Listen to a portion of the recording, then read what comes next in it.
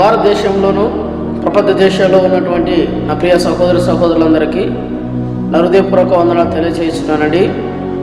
మరి కొద్ది సమయము బైబిల్ గ్రంథంలో నుంచి కొన్ని మాటలను మనము ధ్యానించుకుందాము. సో దయచేసి నెహమ్యా గ్రంథము, దయచేసి బైబిల్లో ఉన్నటువంటి వారు ఈ యొక్క వీడియోని వీక్షించుతున్న వారు దయచేసి మీ బైబిల్ ఓపెన్ చేయవలసిందిగా ప్రభు పేరిట మిమ్మల్ని నేను రిక్వెస్ట్ చేస్తూ ఉన్నాను. చూడండి, నెహమ్యా గ్రంథము 1వ అధ్యాయము 3, 4, 5 వచనాలను మనము ధ్యానించుకుందాం.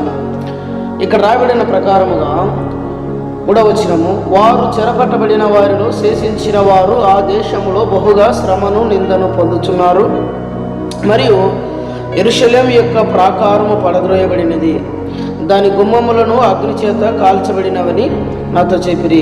ఈ మాటలు వినినప్పుడు నేను కూర్చుండి ఏడ్చి కొన్ని దినములు దుఃఖముఖతో ఉపవాసముండి ఆకాశమందలి దేవుని ఎదుట విజ్ఞాపన చేసి తిని, ఎట్లనగా, ఆకాశమందున్న దేవా యెహోవా, భయంకరమైన గొప్ప దేవ, నిన్ను ప్రేమించి నీ ఆజ్ఞలను అనుసరించి నడుచువారిని కటాక్షించి వారితో నిబంధనను స్థిరపరచువాడా. సో చదవబడినటువంటి 3, 4, 5 వాక్యాల గురించి కొద్ది సమయము మనం ధ్యానించుకుందాము. ఒక నిమిషము కళ్ళు మూసుకొని ప్రార్థన చేసుకుందాము. దేవుని సహాయాన్ని మనం కోరుకుందాము. సకల ఆశీర్వాదములకు కారణభూతుడు అయిన మా యేసయ్య, నీకు వందనాలు, స్తుతులు, స్తోత్రములు తండ్రి. చదవబడినటువంటి నెహమ్యా గ్రంథము 1వ అధ్యాయము 3, 4, 5 వచనముల ద్వారా మాతో మాట్లాడండి. మాకు కావాల్సినటువంటి ఆత్మీయ ఆహారము మీరే పంచిపెట్టమని అయా నన్ను మరుగుపరిచి మీరు మాట్లాడి మరి వాక్యమును వినుచున్న వారందరికీ కావలసినటువంటి వాక్యపు ఆహారమును మీరు అందించి వారిని బలపరిచి నేను రాకడకు సిద్ధపరచుమని సమస్త మహిమా ఘనత ప్రభావాలు మీకే ఆరోపిస్తూ యేసుక్రీస్తు నామమున ప్రార్థన చేయించి పొంది ఉన్నాము పరమ తండ్రి, ఆమేన్. ఓకే, ప్రేమైనటువంటి సహోదరులారా, మీరు తమ్మునేలో చూసినట్టుగానే నీ మందిరము ప్రాకారము తలుపులు, నీ మందిరపు ప్రాకారము తలుపులు.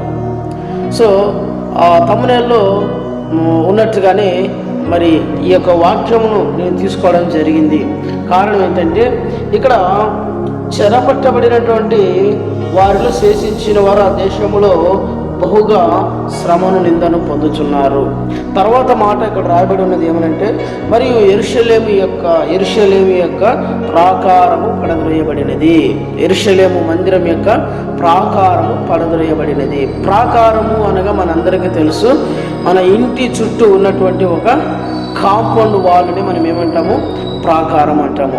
ఇక్కడ నెహమ్యా కాలంలో అక్కడ ఇశ్రాయేలు ఓడిపోయినప్పుడు ఎవరైతే వారిని చెరపట్టుకొని పోయారో వారు యుద్ధ సమయంలో ఇక ఇశ్రాయేలీయులతో యుద్ధం చేసి వారు ఏం చేశారు, ఇక్కడ దేవుని యొక్క పరిశుద్ధ మందిరం యొక్క ప్రాకారమును పడగొట్టారు.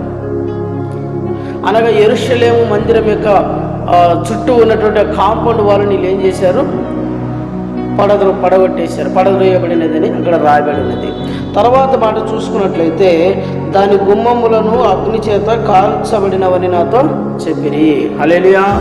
ఏమంటున్నాడండి ఇక్కడ, దాని యొక్క గుమ్మములు అగ్ని చేత కాల్చివేయబడినవి. గుమ్మములు అనగా తలుపులు, డోర్. ఆ ప్రాకారంలోనికి ఎంటర్ అవ్వడానికి ఒక గేట్ ఉంటుంది, మందిరంలోనికి ఎంటర్ అవ్వడానికి ఒక గేట్ ఉంటుంది. దానిని ఇక్కడ అగ్ని చేత, దాని యొక్క గుమ్మములు అగ్ని చేత కాల్చవేయబడినవి. గుమ్మములు అంటారు కదా, పైన ఇట్లా అడ్డుగా ఉంటుంది గుమ్మము. ఆ గుమ్మములు అగ్ని చేత కాల్చివేయబడినవి అని ఎప్పుడైతే నెహమ్యా యొక్క సహోదరుడును కొంతమంది యూదులను వచ్చి ఈ సమాచారము నెహమ్యాకు తెలియజేసిన వెంటనే ఈ నెహమ్యా ఏం చేశాడంటే, ఉన్న ఆ స్థలములోనే ఆయన కుప్పగూలిపోయాడు. కుప్పగూలిపోయి ఏడుస్తూ ఆయన ఏం చేస్తాడంటే, ఇక్కడ ఉపవాసం ఉండి ప్రార్థించుట ప్రారంభించాడు.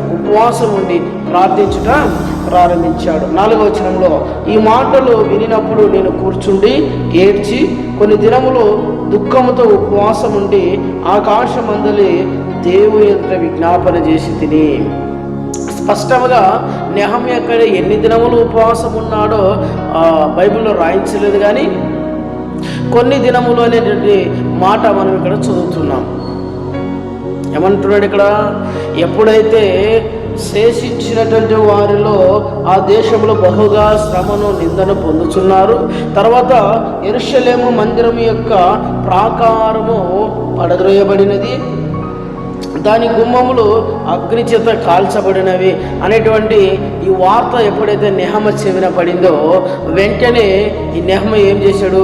కుప్పగూలిపోయి ఏడుస్తూ ఉపవాసం ఉండి దేవుని సన్నిధిలో మోకరించి దుఃఖముఖముతో ఆకాశమందులో ఉన్నటువంటి దేవుని ఎదుట ప్రార్థించుట లేదా వేడుకొనుట ప్రారంభించాడు. హల్లెలూయా. సో వాక్యం ఇచ్చినటువంటి మన ప్రియ సహోదరులారా, మనందరికీ తెలుసు కొత్త నిబంధన గ్రంథము ప్రకారము యెరూషలేము యొక్క మందిరము కొత్త నిబంధన ప్రకారము దేవుని యొక్క మందిరము, దేవుని యొక్క దేవాలయము మన దేహమే ఉన్నది. ఈ మన దేహము దేవుని యొక్క దేవాలయం ఉన్నది. మన యొక్క హృదయము దేవుని యొక్క గర్భగుడి అతి పరిశుద్ధ స్థలమై ఉన్నది. సో అక్కడ యెరూషలేము మందిరం యొక్క ప్రాకారము పడద్రోయబడినది అనగా ఈ యొక్క పరిశుద్ధ మందిరం యొక్క ఈ దేవాలయముగా పిలువబడేటువంటి ఈ దేహము యొక్క ఈ పరిశుద్ధ మందిరం యొక్క ప్రాకారము పడద్రోయబడినది అనగా, ప్రాకారము అనగా ఏమిటి? పాత నిబంధన గ్రంథం ప్రకారము ఆ యెరూషలేము మందిరం యొక్క ప్రాకారము అంటే కాంపౌండ్ వాల్ అని మనం చెప్పుకున్నాం. ఈ నూతన నిబంధన ప్రకారము ఈ పరిశుద్ధ మందిరం యొక్క దేహము దేవాలయముగా పిలువబడుచున్నది కనుక ఈ పరిశుద్ధ మందిరం యొక్క ఈ దేవాలయమునకు ప్రాకారము ఏమై ఉన్నది? మన ప్రార్థనే మన యొక్క ప్రాకారమై ఉన్నది. హల్లెలూయా. మనము చేసేటువంటి ప్రార్థన ఈ మందిరం యొక్క ఈ దేవాలయం యొక్క ప్రాకారమై ఉన్నది. సో వాక్యం ఇచ్చినటువంటి ప్రియ సహోదరులారా, ఎప్పుడైతే నీ ప్రార్థన సన్నగిల్లిపోతుందో, ఎప్పుడైతే ప్రార్థనలో నువ్వు బలహీనపడతావో, ఎప్పుడైతే నీవు నీ యొక్క ప్రార్థన సమయము తగ్గిపోతుందో, అప్పుడు నీ పరిశుద్ధ మందిరము అనగా ఈ దేవాలయం యొక్క ప్రాకారము పడద్రోయబడినదని దాని యొక్క అర్థమై ఉంటున్నది. హల్లెలూయా. జాగ్రత్త వినాలి ప్రియ సహోదరులారా. ఆనాడు యెరూషలేము మందిరం యొక్క ప్రాకారము పడద్రోయబడినప్పుడు శత్రువులు ప్రాకారమును దాటుకొని లోపలికి వెళ్ళి మందిరం యొక్క గుమ్మములు ఏ విధముగా అయితే అగ్నితో కాల్చివేశారో, అదే విధముగానే ఈ పరిశుద్ధ మందిరం యొక్క అనగా ప్రాకారముగా పిలువబడుతున్నటువంటి ప్రార్థన ఎప్పుడైతే సన్నగిల్లిపోతుందో, ప్రార్థన ఎప్పుడైతే పడద్రోయబడుతుందో, ప్రార్థన సమయము ఎప్పుడైతే తగ్గిపోతుందో, ఎప్పుడైతే నీవు ప్రార్థనకి ఇచ్చేటువంటి సమయమును దొంగలించి లోకంలో ఉన్నటువంటి పనికిరానటువంటి వాటితో సమయంలో నువ్వు కాలం గడుపుతూ ఉంటావో, అప్పుడు ఆటోమేటిక్గా నీ శత్రువైన అపవాది దేవుని దేవాలయముగా పిలువబడేటువంటి ఈ పరిశుద్ధ మందిరములోనికి వాడు ఎంటర్ అవుతాడు. మనందరికీ తెలుసు, మొదటి పేతురు రాసిన పత్రికలో చాలా చక్కని మాట రాయబడి ఉంటుంది. ఏమని? మీ విరోధి అయిన అపవాది ఎవరిని మృంగుదునా అని గర్జించు సింహం వలె వాడు వెతుకుతూ తిరుగుతున్నాడంట. వాడు ఎందుకు వెతుకుతూ ఉన్నాడు? వాడు ఎందుకు తిరుగుతూ ఉన్నాడు? వాడు మన శత్రువు కాబట్టి. సో ఎప్పుడైతే మన శత్రువు మనల్ని వెతుకుతూ తిరుగుతూ ఉన్నప్పుడు, మన చుట్టూ ఉన్నటువంటి ప్రాకారముగా కట్టబడినటువంటి ప్రార్థన జీవితము ఎప్పుడైతే సన్నగిల్లిపోతుందో, నీ చుట్టూ ఉన్నటువంటి ప్రాకారము పడద్రోయబడినట్లే. హల్లెలూయా. నీ చుట్టూ ఉన్నటువంటి ప్రాకారము పడద్రోయబడినట్టే. నీ చుట్టూ ఉన్నటువంటి ప్రాకారము పడద్రోయబడినప్పుడు అప్పుడు నీ శత్రువు అనేటువంటి అపవాది లేదా సాతాను చాలా ఈజీగా పరిశుద్ధ మందిరమైనటువంటి ఈ దేహాన్ని వాడు టచ్ చేసేస్తాడు. టచ్ చేసి ఏం చేశాడు? అక్కడ పాత నిబంధన గ్రంథంలో యెరూషలేము మందిరం యొక్క ప్రాకారం పడద్రోయబడినప్పుడు శత్రువులు లోపలికి ప్రవేశించి ఏం చేశారు? చదవండి ఒకసారి. అక్కడ దాని గుమ్మములను అగ్ని చేత కాల్చబడినవి. గుమ్మంలో లోపలికి ఎంటర్ అయిన వెంటనే వాళ్ళు ఏం చేశారు? గుమ్మములు అగ్ని చేత కాల్చివేశారు. అదేవిధంగా ఎప్పుడైతే మన శత్రువైన అపవాది ప్రార్థన అనే ప్రాకారం పడద్రోయబడినప్పుడు వాడు లోపలికి ఎంటర్ అయ్యి ఈ పరిశుద్ధ మందిరం యొక్క ఈ దేహము, ఈ దేవాలయం యొక్క తలుపులను వాడు ఏం చేస్తాడు? అగ్ని చేత కాల్చివేస్తాడు. సో మనం తమ్మునేలో చూసినట్టుగానే మొదటిగా నీ మందిరం యొక్క ప్రాకారము, తలుపులు. ప్రాకారం ఏమిటో మనం తెలుసుకున్నాం ప్రియ సహోదరులారా. ఇకపోతే రెండవదిగా ఈ పరిశుద్ధ మందిరం యొక్క తలుపులు ఏమై ఉన్నవి, లేదా ఈ పరిశుద్ధ మందిరం యొక్క గుమ్మములు ఏమై ఉన్నవి అనే విషయాన్ని మనము స్పష్టంగా బైబిల్ గ్రంథం నుంచి మనం చూసుకుందాం. ఇకపోతే మనందరికీ తెలిసినటువంటి వాక్యము, మన దేహమునకు మన యొక్క కన్ను ఏమై ఉన్నది? వెలుగై ఉన్నది. హల్లెలూయా. ఏ సమస్తము దేవుని యొక్క వాక్యము కానీ, లోకంలో ఉన్నటువంటి పాపము కానీ నీ యొక్క తలంపులలోనికి, లేదా నీ హృదయంలోనికి, లేదా నీ దేహ క్రియలలోనికి లోపలికి వెళ్ళాలి అంటే, లోపలికి ప్రవేశించాలి అంటే ఈ పరిశుద్ధ మందిరం యొక్క గుమ్మములో, లేదా ఈ పరిశుద్ధ మందిరం యొక్క తలుపులో ఏమై ఉన్నది తెలుసునా? మొట్టమొదటిగా మన కన్నులై ఉన్నవి. హల్లెలూయా.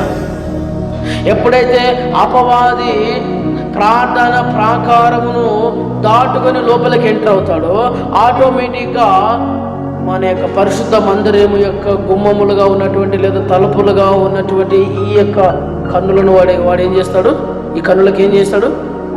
గ్రుడ్డితనాన్ని కలగజేస్తాడు. హల్లెలూయా. పరిశుద్ధమైనది కన్నుల ద్వారా లోపలికి వెళ్ళకోకుండానట్లుగా వాడు ఏం చేస్తాడో తెలుసునా? పరిశుద్ధమైన వాక్యాన్ని నువ్వు చదువుకోకున్నట్లుగా వాడు ఏం చేస్తాడో తెలుసునా? అశుద్ధమైనది, అపవిత్రమైనటువంటి వాటన్నిటినీ లోపలికి వెళ్ళులాగున వాడు నీ యొక్క మనోనేత్రమునకు వాడు గురుడితనాన్ని కలగజేసి ఈ లోక సంబంధమైనటువంటి లోకాశలతో కూడుకున్నటువంటి నేత్రములను వాడు ఓపెన్ చేస్తాడు. ఎప్పుడైతే నీ మనోనేత్రములు మూయబడతాయో అప్పుడు నీ పరిశుద్ధ మందిరం యొక్క గుమ్మములు కాల్చబడినవని దాని యొక్క అర్థం. ఇకపోతే ఈ నూతన నిబంధన ప్రకారము ఈ పరిశుద్ధ మందిరం యొక్క గుమ్మములు ఏమై ఉన్నవి, లేదా తలుపులు ఏమై ఉన్నవి అనేగా రెండవదిగా మన యొక్క నోరు. హల్లెలూయా. ఈ నోరు ఏమేం చేస్తుంది? దేని యొక్క పరిశుద్ధమైనటువంటి వాక్యాన్ని చదువుతుంది, దేవుని స్తుతిస్తుంది, దేవుని కీర్తిస్తుంది, దేవుని యొక్క వాక్యాన్ని బోధిస్తుంది, సువార్తను ప్రకటిస్తుంది. ఎప్పుడైతే నీ ప్రార్థన అనే ప్రాకారము పడద్రోయబడుతుందో అప్పుడు సాతాను లోపలికి ఎంటర్ వాడు ఏం చేస్తాడు? నీ నోటిని, ఈ నోరు అనేటువంటి ఈ యొక్క గుమ్మాన్ని, లేదా నోరు అని పిలువబడే ఈ తలుపును వాడు ఏం చేస్తాడు? అగ్ని చేత కాల్చి వేసేస్తాడు, అనగా మూత వేసేస్తాడు, వాడు క్లోజ్ చేసేస్తాడు. ఇక ఎప్పటికీ దేవుని యొక్క వాక్యాన్ని పంచుకోకుండానట్లుగా, దేవుని యొక్క సువార్తను ప్రకటించుకోకున్నట్లుగా, దేవుని యొక్క వాక్యాన్ని చదువుకోకుండానట్లుగా, దేవునికి ప్రార్థన చేయకోకుండానట్లుగా, దేవుని స్తుతించుకోకుండానట్లుగా నీ నోటిని వాడు ఏం చేస్తాడు? అగ్ని చేత కాల్చి వేసేస్తాడు, అనగా కట్టి పడివేస్తాడు. నోరు మూసుకొని కూర్చో అన్నంత స్టేజ్లోనికి నిన్ను వాడు తీసుకొని వెళ్ళిపోతాడు. ఎప్పుడు? నీ ప్రార్థన అనే ప్రాకారం పడద్రోయబడినప్పుడు. ఇకపోతే ఈ పరిశుద్ధమైనటువంటి మందిరం యొక్క, లేదా నూతన నిబంధన ప్రకారం దేవాలయంలో పిలువబడుతున్నటువంటి ఈ దేహం యొక్క మూడవ తలుపులు, లేదా మూడవ గుమ్మములు ఏమై ఉన్నవి అనగా మన యొక్క చెవులు. హల్లెలూయా. గుమ్మములు కాల్చబడ్డాయి అనుకోండి, గుమ్మం ధర ఎవరైనా లోపలికి వెళ్ళగలరా? అదే గుమ్మం ధర ఎవరైనా బయటకు రాగలరా? రాలేరు. గుమ్మము దేనికి సూచన ఉన్నది? లోపలికి బయటికి వెళ్ళడానికి రావడానికి సూచనగా గుమ్మములు వచ్చినవి. అదే విధముగానే మన యొక్క కన్నులు, మన యొక్క నోరు, మన యొక్క చెవులు దేవుని యొక్క పరిశుద్ధమైనటువంటి మాటలు లోపలికి వెళ్ళడానికి, బయటికి రావడానికి, పరిశుద్ధమైనటువంటి దేవుని యొక్క వాక్యాన్ని చదవడానికి, గ్రహించడానికి, వాక్యాన్ని వినడానికి, ఈ పరిశుద్ధ దేవాలయమునకు నేటి తరపు గుమ్మములై, తలుపులై మన కన్నులు, మన యొక్క నోరు, మన యొక్క చెవులు పనిచేస్తూ ఉంటున్నవి. ఇది గ్రహించాలి బిడ్డలారా. ఆత్మీయ అర్థములో మీకు వాక్యమును అర్థమయ్యే విధముగా నేను చెప్తా ఉంటున్నాను. దేవుడు తన ప్రత్యక్షతలో నాకు తెలియజేసినటువంటి ఆ ప్రత్యక్షతను నేను మీకు వివరిస్తూ ఉంటున్నాను. ఎప్పుడైతే ఆ పరిశుద్ధ మందిరం యొక్క గుమ్మములు కాల్చవేయబడ్డావో లోపలికి వెళ్ళలేకపోయారు, బయటికి వెళ్ళలేకపోయారు. అదేవిధంగా ఎప్పుడైతే నేటి తరపు దేవాలయపు యొక్క గుమ్మములు, కన్నులు కానీ, నోరు కానీ, చెవులు కానీ మూత వేయబడతావో, కాల్చి వేయబడతావో, అప్పుడు ఆటోమేటిక్గా నీవు దేవుని యొక్క వాక్యాన్ని వినలేవు, దేవుని యొక్క సువార్తను ప్రకటించలేవు, దేవుని యొక్క నీ కన్నులను మనోనేత్రములు తెరిచి దేవుని యొక్క పరిశుద్ధ గ్రంథాన్ని కూడా నువ్వు చదవలేవు. ఇకపోతే 4వదిగా నేటి తరపు దేవాలయం యొక్క గుమ్మములు లేదా తలుపులు ఏమై ఉన్నవి అని మనం చూడగలిగితే, నేటి తరపు గుమ్మములు 4వదిగా మన యొక్క హృదయము. హల్లెలూయా. హృదయము ద్వారా మనము గ్రహించాలి. హృదయం ద్వారా గ్రహించి మనం లోపలికి దేవుని యొక్క వాక్యాన్ని పంపించాలి. దేవుడు నాతో ఏం మాట్లాడుతుంటున్నాడు, ఏ పాపమును నాకు తెలియజేస్తున్నాడు, దేనిని ఒప్పుకొని విడిచిపెట్టమంటున్నాడు, దేనిని అంగీకరించమంటున్నాడు, దేనిని సరి చేసుకోమంటున్నాడు, ఏ వాక్యం ద్వారా దేవుడు ఏ విధంగా నాతో మాట్లాడుతూ ఉంటున్నాడు, ఏ పాపం బట్టి నన్ను గద్దిస్తూ ఉంటున్నాడు, నాలో ఉన్న ఏ లోపమును దేవుడు వాక్యం ద్వారా తెలియజేస్తూ ఉంటున్నాడు, ఎలా నన్ను బ్రతకమంటున్నాడు, దేవుని యొక్క చిత్తాన్ని దేవుడు ఎలా నాకు తెలియజేస్తూ ఉన్నాడు అనేటువంటి ఈ సమస్త విషయాల గురించి గ్రహించేది మన యొక్క హృదయమై ఉంటున్నది కనుక హృదయము నేటి తరపు దేవాలయమునకు గుమ్మమై ఉన్నది లేదా తలుపులై ఉన్నవి. ఇది గమనించాలి ప్రియ సహోదరులారా. సో ఎప్పుడైతే నెహమ్యా పరిశుద్ధ దేవుని యొక్క ప్రాకారములు పడద్రోయబడినవి, పరిశుద్ధ మందిరం యొక్క గుమ్మములు అగ్ని చేత కాల్చబడినవి అని తెలిసిన వెంటనే నెహమ్యా ఏం చేశాడు? ఇక్కడ ఉన్న స్థలంలోనే కుప్పగూలిపోయాడు. కుప్పగూలిపోయి ఏడుస్తూ దుఃఖముతో ఆకాశముందున్నటువంటి దేవునికి ఉపవాసం ఉండి ప్రార్థన చేయడము ప్రారంభించాడు. సో నేటి తరపు దేవాలయం యొక్క ప్రాకారం అనగా ప్రార్థన పడగొట్టబడినప్పుడు, నేటి తరపు దేవాలయం యొక్క గుమ్మములుగా, తలుపులుగా ఉన్నటువంటి మన యొక్క కన్నులు, మన యొక్క నోరు, మన యొక్క చెవులు, మన యొక్క హృదయము దేవుని యొక్క సన్నిధికి, దేవుని యొక్క సహవాసమునకు, వాక్యమును ధ్యానించడానికి, వాక్యమును చదవడానికి, వాక్యమును వినడానికి, సువార్తను ప్రకటించడానికి, దేవుని కీర్తించడానికి ఎప్పుడైతే నేటి తరపు దేవాలయం యొక్క గుమ్మములు అగ్ని చేత కాల్చబడ్డావో, అప్పుడు నెహమ్యా వలె నీవును నేనును ఏం చేయమంటున్నాడు దేవుడు? ఇక్కడ ఉపవాసం ఉండి ప్రార్థన చేయుడి అని నెహమ్యా మనకు తన యొక్క జీవిత చరిత్ర ద్వారా, జీవితము ద్వారా మనకు ఒక గుణపాఠాన్ని నేర్పిస్తా ఉన్నాడు ఇక్కడ. హల్లెలూయా. ఎప్పుడైనా ఆలోచించినారో ప్రియులారా? ప్రార్థన సన్నగిల్లిపోయింది అంటే, ప్రార్థనకు నువ్వు దూరం అయిపోయావు అంటే, ప్రార్థన సరిగా చేయలేకపోతున్నావంటే జాగ్రత్త, నీ చుట్టూ ఉన్నటువంటి ప్రాకారములు పడద్రోయబడ్డాయి. ప్రార్థన సన్నగిల్ల కొలది రోజు రోజుకు నీ చుట్టూ ఉన్నటువంటి ఈ నేటి తరపు దేవాలయం చుట్టూ ఉన్నటువంటి ప్రార్థన అనేటువంటి ప్రాకారం ఏమైపోతుంది? పడవేయబడుతూ ఉంటుంది. ఎప్పుడైతే ప్రాకారం పడవేయబడుతుందో ఆటోమేటిక్గా శత్రువులు ఏం చేస్తారంటే లోపలికి ప్రవేశిస్తారు. మన శత్రువు ఎవరు అని చెప్పుకున్నాం ఇంతకుముందు? అపవాది. మన విరోధి అయిన అపవాదిగాడు, సాతానుగాడు మన యొక్క శత్రువు ఉన్నాడు. ఆ శత్రువుల చేతికి మనము దొరికితే వాడు మనల్ని విడిచిపెడతాడా? వాడు చేసేటువంటి మొట్టమొదటి పని ఏమో తెలిసినా, నిన్ను ప్రార్థన దూరం చేస్తాడు, వాక్యంను ధ్యానించడానికి దూరం చేస్తాడు, వాక్యంను వినడానికి దూరం చేస్తాడు. దేవుని స్తుతించే ఆ యొక్క ప్రార్థన స్థుతి ఆ అంశం నుంచి దేవుడు సాతానుగాడు నిన్ను దూరం చేస్తాడు దేవునికి. వీటన్నిటికీ వాడు నిన్ను దూరం చేసుకుంటూ వస్తాడు. ఏం చేస్తాడు? నీ సమయాన్ని దొంగలించడం ప్రారంభిస్తాడు. తర్వాత నిన్ను శ్రమపరచడం ప్రారంభిస్తాడు, నిన్ను హింసించడం ప్రారంభిస్తాడు, నిన్ను శోధించడం ప్రారంభిస్తాడు. అరే నేనేనా? ఎందుకు ఇలా మారిపోయాను? ఒకప్పుడు నేను ఎలా ఉండేవాడిని, ఎందుకు ఇప్పుడు ఇలా మారిపోయాను అనేటువంటి ఒక కన్ఫ్యూజన్తో కూడుకున్నటువంటి జీవితంలోని వాడు నిన్ను నెట్టేస్తాడు. చివరిగా వాడు ఏం చేస్తాడో తెలుసు?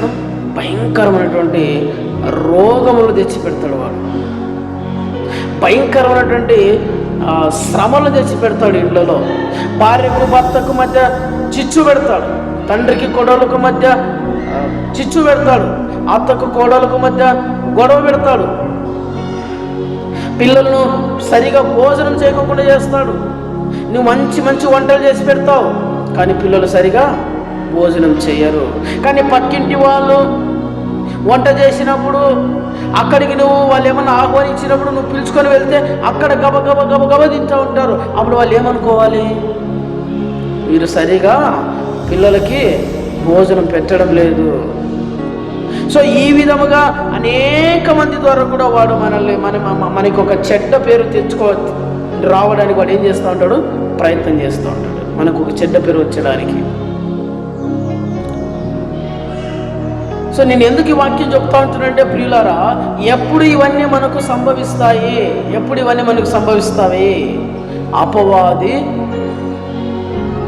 మన గృహంలోనికి ఎంటర్ అయినప్పుడు, లేదా అపవాది మన దగ్గరకు వచ్చినప్పుడు. ఎప్పుడు వాడు మన దగ్గరకు వస్తాడు? మన చుట్టూ ఉన్న ప్రార్థన అనే ప్రాకారము పడద్రోయబడినప్పుడు. ఆ ప్రార్థన అనే ప్రాకారము యోబు చుట్టూ ఉన్నంత కాలము యోబును సాతానుడు టచ్ చేయలేకపోయాడు. ఎప్పుడైతే దేవుడు పర్మిషన్ ఇచ్చాడో అప్పుడు వాడు యోబును టచ్ చేయగలిగాడే తప్ప without God permission he cannot touch యోబు. నేను ఎందుకు ఈ మాట చెప్తున్నానంటే, నేటి కాలంలో చాలామంది నేటి తరపు దేవాలయ గుమ్మములు సరిగా ఉన్నవా లేవా అని సరిచూసుకోలేనటువంటి స్థితిలోనికి వెళ్ళిపోయారు. అపవాది మనోనేత్రములకు వాడు గురుడితనాన్ని కలుగజేసి ఉన్నాడు, చెవులకు మందమును కలుగజేసి ఉన్నాడు, వాత వేయబడినటువంటి నోరు క్లోజ్ చేసేసాడు, వాత వేయబడినటువంటి మనస్సు హృదయమును వాడు క్లోజ్ చేసేసినాడు.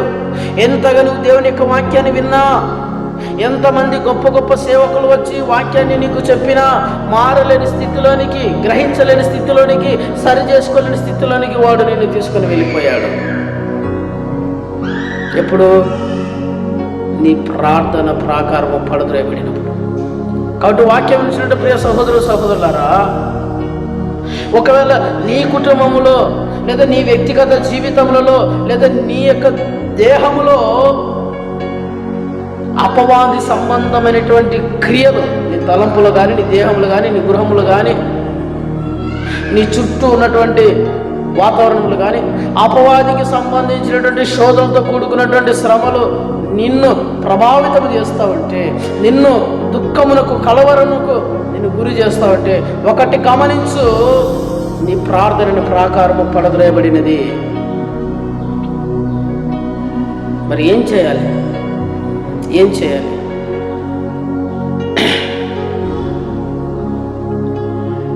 ఉపవాస ప్రార్థన చేయాలి.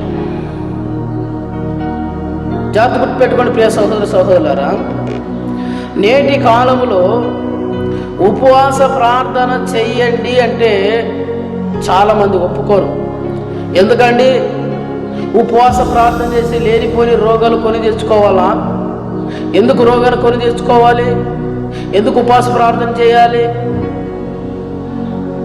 ఉపవాస ప్రార్థన చేస్తే గ్యాస్ ట్రబుల్ కదా, లేనిపోని అనారోగ్య సమస్యలు కదా, అవసరం లేదు, మామూలుగానే ప్రార్థన చేస్తే దేవుడు వింటాడు కదా. ఇవన్నీ ఎవరు చెప్పేటువంటి మాటలు తెలిసినా ఉపవాస ప్రార్థన చేయడం చేత కాని వారు చెప్పేటువంటి మాటలు ఇవన్నీ. శిష్యులు ఒక వ్యక్తిలో ఉన్నటువంటి దయ్యాన్ని వెలగొట్టలేకపోతారు. ఆ తండ్రి కుమారుని పిలుచుకొస్తాడు యేసయ్య దగ్గరికి. అయ్యా, నీ శిష్యులు ఈ యొక్క దురాత్మను వెలగొట్టలేకపోయారు, మీ చేతనైనా మీ వలన ఏమన్నా అవుతుందేమో, మీ చేతనవుతుందేమో అని మీ దగ్గర తీసుకుని వచ్చాను, మీరు ఈ పని చేయగలరా, ఈ దురాత్మను వెలగొట్టగలరా అని ఆ తండ్రి యేసయ్యని అడిగితే యేసయ్య ఏమన్నాడు తెలుసునా? నువ్వు నమ్ముతున్నావా? అవునా, నేను నమ్ముతున్నాను. అయితే నమ్మువానికి సమస్తము సాధ్యమే అని చెప్పేసి ఏం చేస్తాడు, ఒకే ఒక మాటలో ఆ దయ్యాన్ని ఆయన వెళ్ళగొడతాడు. ఆ దయ్యాన్ని ఆయన వెళ్ళగొడతాడు. అప్పుడు ఆ తండ్రి ఆ కుమారుని పిలుచుకొని వెళ్ళిపోయాక శిష్యులు వచ్చి యేసయ్య ఏకాంతంగా కూర్చొని ఉంటే యేసయ్యని అడుగుతారు, యేసయ్య మేము ఎందుకు ఆ దురాత్మను వెళ్ళగొట్టలేకపోయామో అని అడుగుతారు. అప్పుడు ఆయన ఏమన్నా తెలుసిన, ఇటువంటివి దురాత్మలు, ఇటువంటి దయ్యములు, అపవిత్రాత్మ శక్తులు విడిచిపోవాలి అంటే ఉపవాస ప్రార్థన వలన మాత్రమే సాధ్యమంటాడు. అంటే అర్థం ఏమిటి? అప్పటి వరకు శిష్యులు ఏం చేయడం లేదు, ఉపవాస ప్రార్థన చేయడం లేదు. అంటే అర్థం ఏమిటి? యేసయ్య ఏం చేస్తూ ఉన్నాడు, ఉపవాస ప్రార్థన చేస్తూ ఉన్నాడు. కాబట్టి గద్దించిన వెంటనే ఒక్క మాటకి లోబడి దురాత్మ దేహాన్ని విడిచి వెళ్ళిపోయింది. నేటి తరపు సేవకులు గంటలు గద్దించి రోజుల తరబడి, నెలల తరబడి మందిరములలో వారిని పిలిపించుకొని మందిరంలో పడుకోబెట్టుకొని నెలల తరబడి ప్రార్థన చేసిన ఆ దేహములను విడిచి దురాత్మలు వెళ్ళిపోవడం లేదు. కారణం ఏమిటో తెలిసిన? ఉపవాస ప్రార్థన లేకపోవడము. హల్లెలూయా. కావాలంటే మీకు నేను ఒక సవాలు విసురుతున్నా. నీ చేతనంత మటుకు 1 రోజు లేదా 2 రోజులు 3 రోజులు లేదా వారం రోజుల పాటు నీ ఉపవాసం ఉండి ప్రార్థన చేయి. ఏ రోగమైతే నేను ఇబ్బంది పెడతా ఉందో, ఏ శ్రమ అయితే నేను కలవరని గురి చేస్తూ ఉందో, ఏ చీకటి శక్తులైతే, ఏ మాట మంత్రం శక్తులైతే, ఏ దురాత్మ శక్తులైతే నిన్ను, నీ గృహాన్ని, నీ గృహంలో ఉన్నటువంటి నీ బంధుమిత్రులను, నీ రక్త సంబంధికులు పట్టి పీడిస్తూ ఉంటున్నదో, రోగగ్రస్తులుగా మారుస్తూ ఉంటున్నదో, ఆ దురాత్మ నీ ఉపవాసం ఉండి ప్రార్థించినప్పుడు ఆ దేహములను, వారి యొక్క తలంపులను, నీ గృహములను విడిచిపెట్టి పాతాళమునకు దిగకపోతే నన్ను అడుగు. హల్లెలూయా. యేసయ్య అన్నాడు కదా, ఉపవాస ప్రార్థన వలన మాత్రమే సాధ్యమన్నాడు. అంటే అర్థం ఏమిటి? ఈ విధమైనటువంటి ఎక్కలేనటువంటి ఎత్తైన కొండను మీరు ఎక్కాలి అనగా, మోయలేనటువంటి బరువును మీరు మోయాలన్నా,